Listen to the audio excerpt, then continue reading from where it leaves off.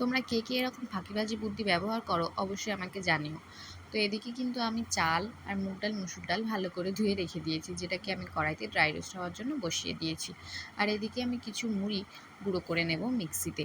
এটা আমার ছেলের ডক্টর আমাকে বলেছিল যে মুড়িটা অ্যাপটামেল গোল্ডের সাথে তুমি গুঁড়ো করে খাওয়াতে পারো, সেই জন্য আমি ওকে দিয়ে, এটা সকালেও দিয়ে থাকি বিকেলেও দিয়ে থাকি, যখন যেরকম সময় পাই তখন সেরকম দিই।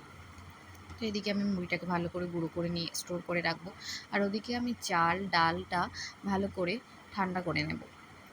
তো তোমরা চাইলে চাল ডালের সাথে মাখানা ড্রাই ফ্রুটস দিয়ে হোমমেড স্যারেলাক্স বানিয়ে রাখতে পারো। আমার ছেলেকে যেহেতু আমি বাইরে থেকে স্যারেলাক্স খাওয়াই, তো সেটার আমার দরকার পড়ে না।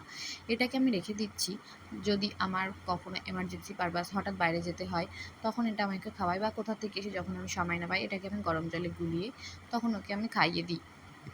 তো এইভাবে ছাঁকনির সাহায্যে ছাঁকার পরে এই যে গোটাগুলো থেকে যায়, এটা কিন্তু আমি ফেলে দিই না, এটাকে আমি রেখে দিই, পরে ওকে খিচুড়ি করে খাওয়াই। তো এটাকে স্টোর করে নিলাম। তোমরা তোমাদের বাচ্চাদের কীভাবে খাওয়া অবশ্যই জানিও।